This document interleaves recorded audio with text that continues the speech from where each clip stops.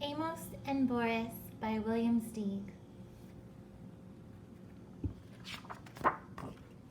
Amos and Boris.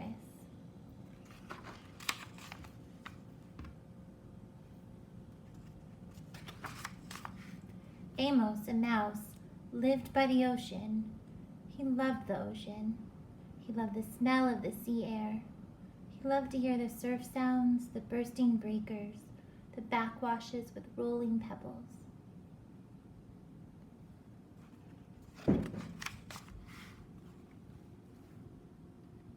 He thought a lot about the ocean, and he wondered about the faraway places on the other side of the water. One day he started building a boat on the beach. He worked on it in the daytime, while at night he studied navigation.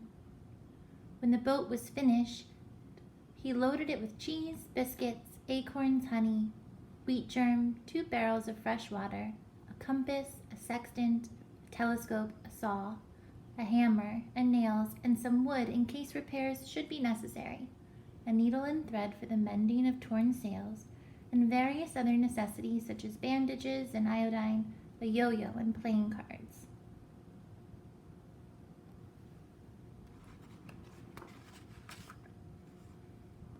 On the 6th of September, with a very calm sea, he waited till the high tide had almost reached his boat. Then, using his most savage strength, he just managed to push the boat into the water, climb on board, and set sail. The Rodent, for that was the boat's name, proved to be very well made and very well suited to the sea. And Amos, after one miserable day of seasickness, proved to be a natural sailor, very well suited to the ship. He was enjoying his trip immensely. It was beautiful weather. Day and night he moved up and down, on waves as big as mountains, and he was full of wonder, full of enterprise, and full of love for life.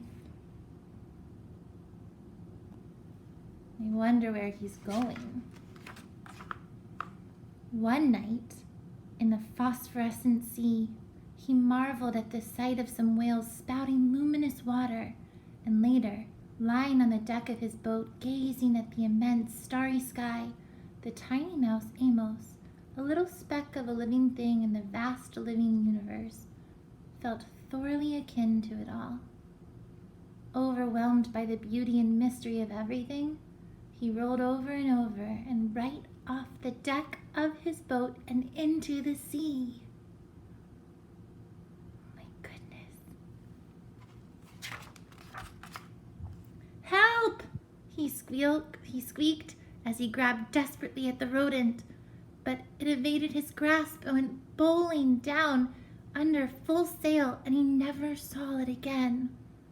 So he's lost his ship. And there he was. Where? In the middle of the immense ocean, 1,000 miles from the nearest shore, with no one else in the sight as far as the eye could see, and not even so much of a stick of driftwood to hold on to. Should I try to swim home? Amos wondered. Or should I just try to stay afloat? He might swim a mile, but never 1,000. He decided to just keep afloat, treading water and hoping that something, who knows what, would turn up and save him. But what if a shark or some big fish, a horse mackerel, turned up? What was he supposed to do to protect himself? He didn't know. Oh my goodness, how do you think Amos is feeling right now? In the vast, immense ocean, all by his lonesome.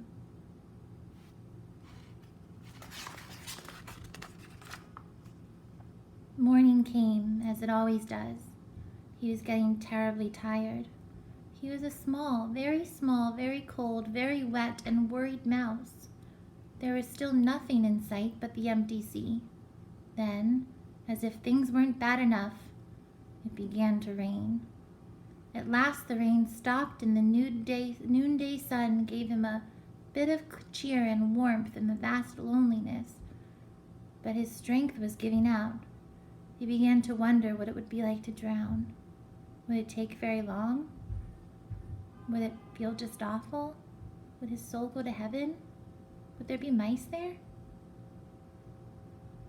As he was asking himself these dreadful questions, a huge head burst through the surface of the water and loomed up over him.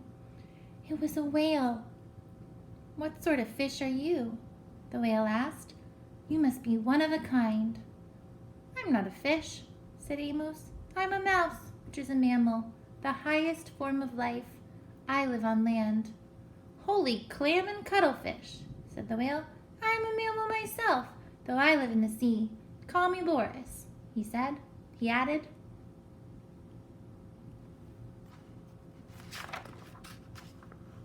Amos introduced himself and told Boris how he came to be there in the middle of the ocean. The whale said he would be happy to take Amos to the Ivory Coast of Africa, where he happened to be headed anyway, to attend a meeting of whales from all the 7 seas. But Amos said he had enough adventure to last him a while. He wanted only to go back home and hoped the whale wouldn't mind going out of his way to take him there. "Not only would I not mind," said Boris, "I would consider it a privilege. What other whale in the world ever had the chance to get to know such a strange creature as you? Please, climb aboard." And Amos got on Boris's back. "Are you sure you're a mammal?" Amos asked. "You smell more like a fish." Then Boris the whale went swimming along, with Amos the mouse on his back. Now, lucky for Amos that Boris came along.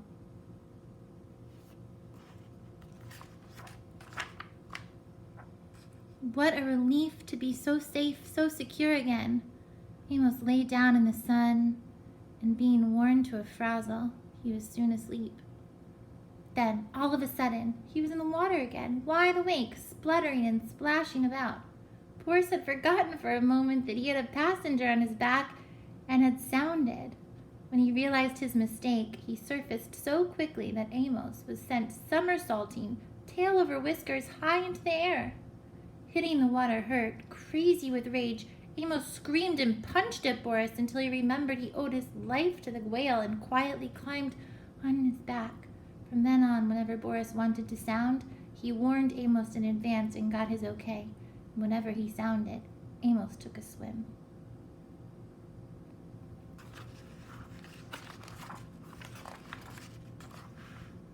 Swimming along, sometimes at great speed, sometimes slowly and leisurely, sometimes resting and exchanging ideas, sometimes stopping to sleep, it took them a week to reach Amos's home shore. During that time, they developed a deep admiration for one another. Boris admired the delicacy, the quivering daintiness, the light touch, the small voice, the gem-like radiance of the mouse. Amos admired the bulk, the grandeur, the power, the purpose, the rich voice, the abounding friendliness of the whale. They became the closest possible friends, and they told each other about their lives, their ambitions. They shared their deepest secrets with each other. The whale was very curious about life on land and was sorry that he could never experience it. Amos was fascinated by the whale's accounts of what went on deep under the sea. Amos sometimes enjoyed running up and down on the whale's back for exercise. When he was hungry, he ate plankton. The only thing he missed was fresh, unsalty water.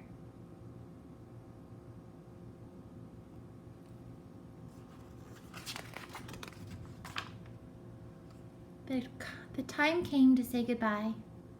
They were at the shore. "I wish we could be friends forever," said Boris. "We will be friends forever, but we can't be together. You must live on land, and I must live at sea. I'll never forget you, though." "And you can be sure I'll never forget you," said Amos. "I will always be grateful to you for saving my life, and I want you to remember that if you ever need my help, I'd be more than glad to give it." How could he ever possibly help Boris? Amos didn't know, but he knew how willing he was. The whale couldn't take Amos all the way into land. They said their last goodbye, and Amos dived off Boris's back and swam to the sand. From the top of the cliff, he watched Boris spout twice and disappear. Boris laughed to himself. How could that little mouse ever help me?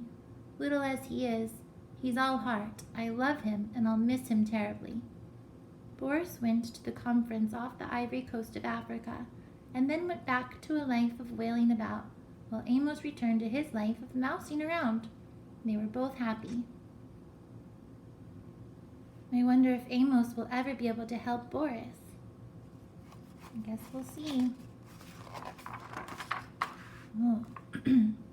Many years after the incidents just described, when Amos was no longer a very young mouse, and when Boris was no longer a very young whale, there occurred one of the worst storms of the century, Hurricane Yetta. And it just so happened that Boris the whale was flung ashore by a tidal wave and stranded on the very shore where Amos happened to make his home.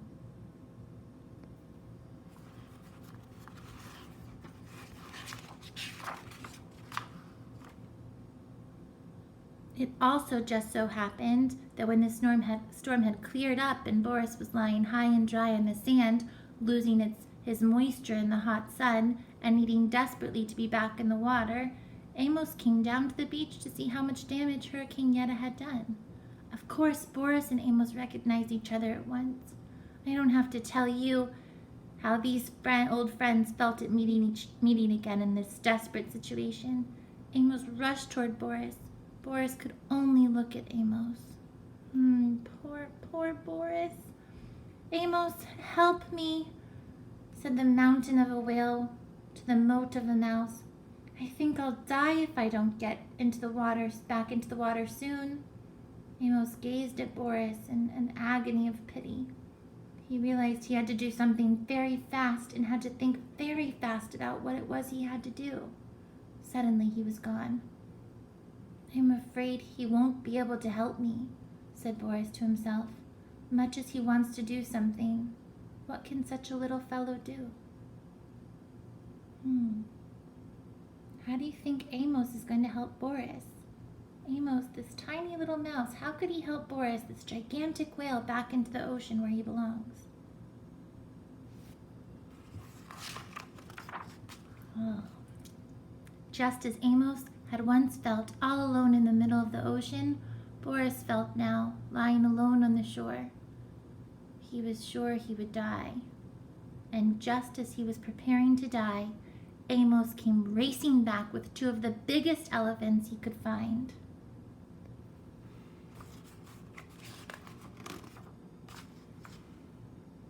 Without wasting time, these two good-hearted elephants got to pushing with all their might as Boris's huge body until he began turning over, bedded with sand and rolling down towards the sea. Amos, standing on the head of one of the elephants, yelled instructions, but no one heard him. In a few minutes, Boris was already in the water with waves washing at him. He was feeling the wonderful wetness. You have to be out of the sea really to know how good it is to be in it, he thought. That is, if you're a whale. Soon he was able to wiggle and wriggle into deeper water. He's safe.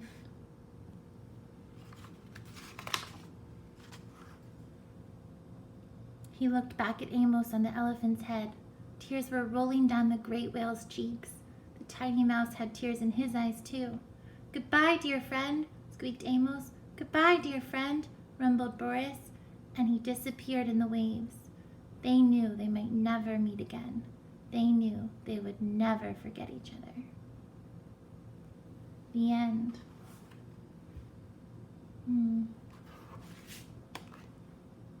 What do you think William Steig wanted us to learn from this book? What sort of lesson did you learn from Amos and Boris and their friendship? Write about it in your journal.